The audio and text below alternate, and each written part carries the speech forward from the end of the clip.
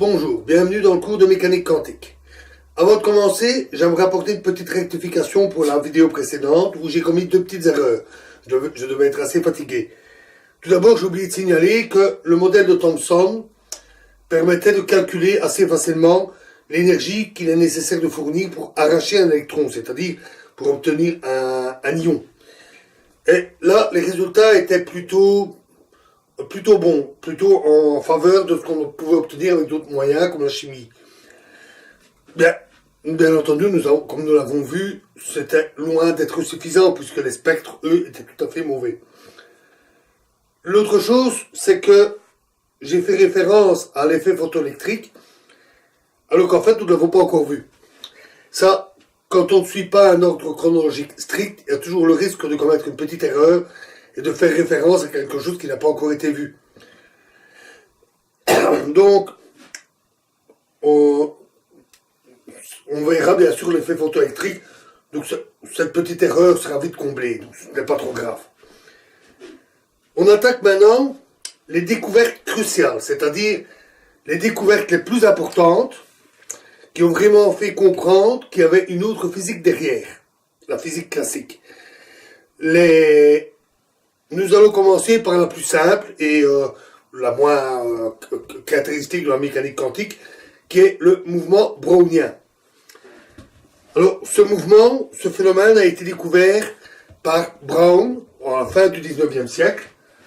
Si on prend une solution de l'eau, dans laquelle il y a des petits grains de pollen, des grains de pollen microscopiques, invisibles ou presque invisibles à l'œil nu, et qu'on observe ces grains de pollen avec un microscope dans l'eau, on constate que les grains de pollen sont agités.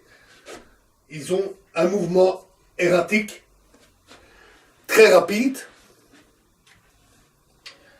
et apparemment totalement aléatoire. Et en plus, ce mouvement est constitué de segments de droite. Des segments de droite en ligne brisée. À ce moment-là, Brown ne l'expliqua pas. Mais le problème fut repris par Einstein en 1905. Il est à noter que l'année 1905 est parfois appelée Annus Mirabilis, l'année miraculeuse, parce que c'est cette année-là qu'Einstein a publié 4 articles. C'est déjà pas mal de publier un article. En publier 4 la même année, c'est fantastique. L'un d'entre eux concernait le mouvement brownien. L'autre, donc, l'effet photoélectrique que nous verrons bientôt. Et les deux autres concernaient la relativité restreinte. Le deuxième article contenant le fameux E égale mc2. C'est donc vraiment une année extraordinaire pour Einstein. Pour étudier le mouvement brownien, Einstein a repris l'hypothèse atomique. Donc l'eau est composée d'atomes trop petits pour être vus même avec un microscope, mais ces atomes sont bien là et remuent dans tous les sens. Et c'est lorsqu'ils heurtent le grain de pollen qu'ils le font bouger. Et donc, le grain de pollen continue alors en ligne droite jusqu'à la prochaine collision. Et donc cette ligne brisée, elle est formée à l'endroit où la trajectoire change de direction, de collisions successives. C'est bien beau de faire cette hypothèse, encore faut-il la vérifier. Einstein connaissait la physique statistique, il pouvait donc calculer l'énergie thermique d'agitation des atomes, calculer quelle probabilité chaque atome avait de percuter un grain de pollen, connaissant la taille des grains de pollen, et ainsi calculer la trajectoire des grains de pollen. Alors c'est une trajectoire aléatoire, mais on peut lui affecter un certain nombre de caractéristiques, comme la longueur moyenne des différents segments, et le nombre de collisions par seconde, etc.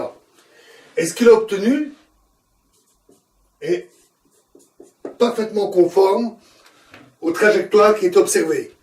Déjà un résultat remarquable. Deuxièmement, les chocs, l'importance des chocs et de la vitesse des grains de pollen dépend de la masse des molécules d'eau.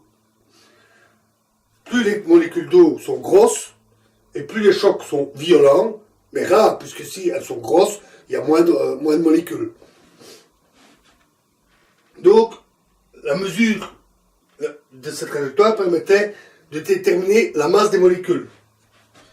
La masse d'une molécule d'eau étant alors la masse d'une mole d'eau divisée par le nombre d'atomes, nombre de molécules, pardon, dans une mole, c'est-à-dire le nombre d'Avogadro. Ça a permis de donner une valeur au nombre d'Avogadro assez précise, 6,02 fois 10 exposant 23, soit environ 600 000 milliards de molécules par mole. Un nombre énorme. Un très beau résultat théorique de Einstein sur base d'observations expérimentales. Comme je vous l'avais dit, à l'époque, il y avait encore quelques irréductibles qui ne croyaient pas aux atomes. Ils pensaient que les atomes étaient une hypothèse utile. Rappelons-nous la physique statistique, les micro-états, où on discrétise les positions, et cette discrétisation est arbitraire du moment qu'elle est assez fine.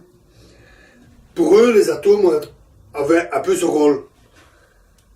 Mais, suite à ce résultat, les derniers irréductibles furent convaincus. Cette expérience fut considérée comme décisive. Parce que les caractéristiques des trajectoires, c'était un résultat tout à fait non trivial. De plus, les collisions peuvent être vues. On ne voit peut-être toujours pas les atomes et les molécules, mais on voit les collisions à travers la trajectoire. Donc, on peut vraiment dire que l'article d'Einstein en 1905 sur le mouvement brownien a définitivement fait admettre l'existence des atomes. Il y a encore bien d'autres choses qui vont venir. Merci.